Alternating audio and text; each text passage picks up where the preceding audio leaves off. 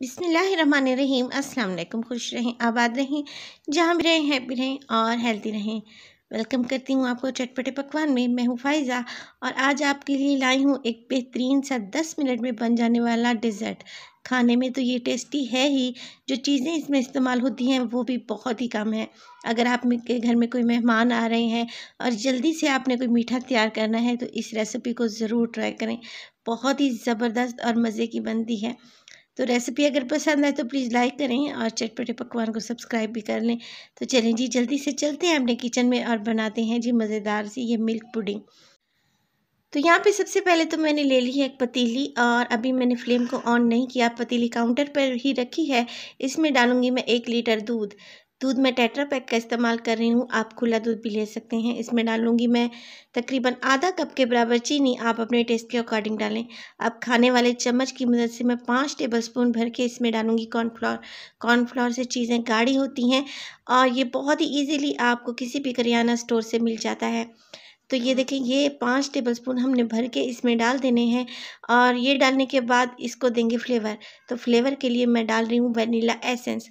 आपको जो फ्लेवर पसंद हो आप इसमें डाल सकते हैं। मिसाल के तौर पर आप इसमें छोटी इलायची भी डाल सकते हैं, लेमन का एसेंस भी डाल सकते हैं। तो ये देखें, 2 से 3 कतरे मैंने इसमें डाले हैं वनीला एसेंस के और अब इन सब चीज़ों को अच्छे से मिक्स कर लूँगी, क्योंकि कॉर्नफ्लोर जो है वो नीचे जाके बैठ जाता है और हमने इसकी अच्छे से मिक्सिंग कर लेनी है ताकि जब हम इसको पकाएं तो इसमें कोई भी गुठली बाकी ना रहे और एक स्मूथ सी पुडिंग हमारे पास आए। चलें जी, अब फ्लेम को ऑन कर लेते हैं और पतीली को लेकर चलते हैं चूल्हे के ऊपर। तो देखिए, फ्लेम को मैंने ऑन कर लिया है, मीडियम टू लो फ्लेम पर हम इसको पकाएंगे 4 से 5 मिनट के लिए, ताकि ये गाढ़ा हो जाए और कस्टर्ड की कंसिस्टेंसी में आ जाए। तो मुसलसल चम्मच चलाएं, चम्मच आपने रोकना नहीं है ताकि इसमें गुठली ना बने। तो देखें, तकरीबन 5 मिनट गुजर चुके हैं और ये अब गाढ़ा होना शुरू हो चुका है। तो देखें, मुसलसल मैं इसमें चम्मच चला रही हूँ और कितना स्मूथ सा हमारे पास ये मिल्क पुडिंग तैयार हो रही है। तो अब ये देखें, इसमें अच्छे से बबल्स आने लगे हैं। तो मैं ये करूँगी, मेरे पास है टेट्रा पैक की क्रीम, मैं यहाँ पे मिल्क पैक इस्तेमाल कर रही हूँ। आप कोई भी अच्छी कंपनी की क्रीम इस्तेमाल कर लें। एक पैकेट पूरा ही मैंने इसमें डाल दिया है।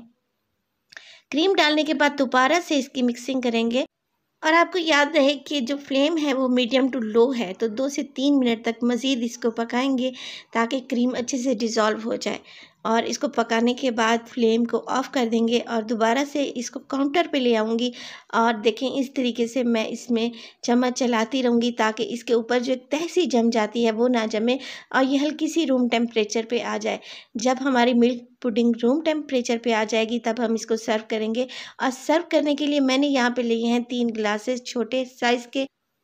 तो अगर आपने सिंगल सर्विंग करनी है, यानी कि हर बंदे को अलग-अलग से पेश करना है, तो ये छोटे ग्लासेस बेस्ट है। अगर आप इकट्ठा बनाकर रखना चाहती हैं तो एक बाउल में भी मिल्क पुडिंग को सेट किया जा सकता है।